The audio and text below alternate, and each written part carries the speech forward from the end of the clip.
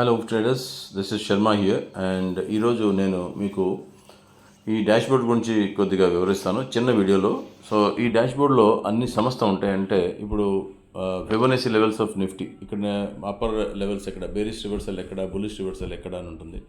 అలాగే ఈ పక్కకు వచ్చేసరికి నిఫ్టీ బాయస్ డాష్బోర్డ్ ఉంటుంది. నిఫ్టీ బాయస్ డాష్బోర్డ్లో పాజిటివ్ బాయస్ ఉందా, పాజిటివ్ బులిష్ ఉందా, బేరిష్ ఉందా, అలాగే ఆప్షన్ స్టడీ ఏ స్ట్రైక్ ప్రైస్ అయితే తీసుకోవచ్చు, ఎంట్రీ ప్రైస్ ఎక్కడ ఉండాలి, తర్వాత అబ్జర్వేషన్ ఏంటి, market showing strength, market strength చూపిస్తుందా లేకపోతే వీక్గా ఉందా అని కూడా చూడవచ్చు.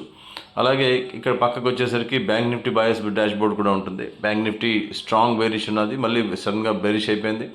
ఇంకా ఈ పక్కకు వచ్చేసరికి సెన్సెక్స్ కూడా ఇక్కడ పెట్టాను. సెన్సెక్స్ బాయస్ డాష్బోర్డ్లో సెన్సెక్స్ స్ట్రాంగ్ బుల్లిష్ ఉందా, ఏ స్ట్రైక్ ప్రైస్ తీసుకోవచ్చు, ఎక్కడ ఎంట్రీ తీసుకోవచ్చు అని కూడా మనకి తెలుస్తుంది. అలాగే అదే కాకుండా ఇంకోటి లైవ్ స్ట్రైక్ ఇంజిన్, అంటే నిఫ్టీ ఇప్పుడు ప్రస్తుతం ట్రేడ్ ఉందా లేదా, ఎందుకంటే మార్కెట్ క్లోజ్ అయిపోయింది కాబట్టి నో ట్రేడ్ అని వస్తుంది. సో మళ్ళీ మార్కెట్ ఓపెన్ అయిన తర్వాత ఎంత పర్సెంటేజ్ బుక్ చేసుకోవాలి అని కూడా 10% to 15% మనం బుక్ చేసుకోవచ్చు. స్కాల్పింగ్ చేసుకోవాలా, ట్రేడ్ చేసుకోవాలా కూడా చెప్తుంది.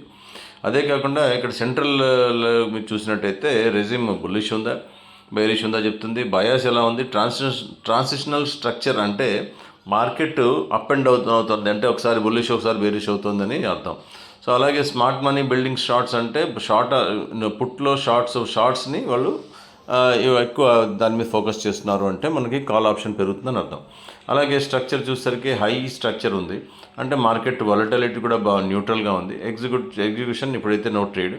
మొమెంటం చూసిన రొటేషన్ మార్కెట్, అంటే ఏమవుతుందంటే ఒకసారి ఒక సెక్టర్ నుంచి ఇంకో సెక్టర్కి, ఒక సెక్టర్ నుంచి ఇంకో సెక్టర్కి మారుతున్నారు.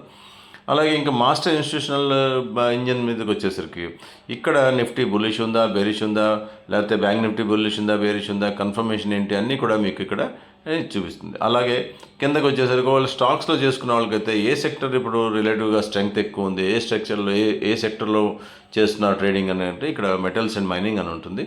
తర్వాత ఇన్స్టిట్యూషనల్ డిస్ట్రిబ్యూషన్ ఎందులో ఉన్నది అంటే ప్రైవేట్ బ్యాంక్స్లో ఉన్నది.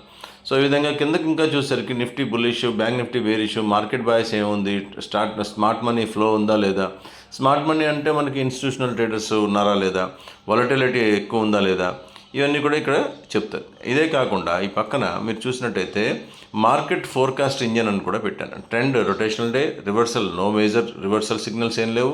అలాగే హై బ్రేక్అవుట్ ప్రాబిలిటీ ఉండే అవకాశాలు ఉన్నాయి.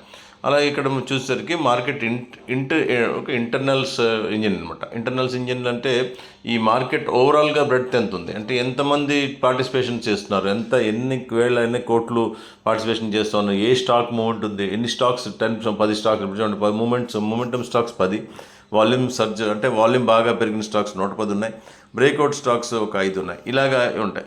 అదే కాకుండా ఇక్కడున్న స్టాక్స్ని మనకి చెప్తుంది. అలా ఒక స్ట్రైక్ ప్రైస్ నిఫ్టీలో ఇచ్చాను ఇక్కడ. అలాగే ఈ పక్కన మీరు రైట్ సైడ్ కొద్దిగా స్క్రోల్ చేసి చూస్తే బ్యాంక్ నిఫ్టీలో ఒక స్ట్రైక్ ప్రైస్ ఇచ్చాను.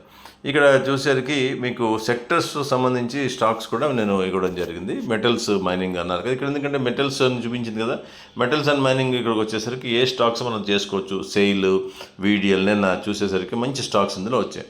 అలాగే ఆటోమొబైల్ లూజర్లో ఉంది, నిఫ్టీ ప్రైవేట్ బ్యాంక్ లూజర్స్లో ఉంది, అది కూడా ఇక్కడ చెప్పింది. మనకు చూసినట్టయితే ఇన్స్టిట్యూషనల్ డిస్ట్రిబ్యూషన్ నిఫ్టీ ప్రైవేట్ బ్యాంక్లో ఉంది, అంటే రెడ్ సింబల్తో ఉంది, కాబట్టి ఈ స్టాక్స్ అన్నీ మనకి నిన్న లూజర్స్లో ఉన్నాయి. సో ఈ విధంగా మనం ఈ డాష్ బోర్డ్ని చాలా చక్కగా వాడుకోవచ్చు. పక్కనే ఒక క్యాలిక్యులేటర్ కూడా ఉంటుంది, కాబట్టి ఆ క్యాలిక్యులేటర్లో మీకు నచ్చిన స్ట్రైక్ ప్రైస్ మీరు ఎంచుకుని మీరు జాగ్రత్తగా డేటాతో ట్రేడ్ చేయడం అనేది ఇది. డేటా ఎంత మనకి ఎక్కువగా ఉంటుందో ఆ డేటా బట్టి మనం ట్రేడ్ చేసుకుంటే మనం సేఫ్ సైడ్ ఉంటాం.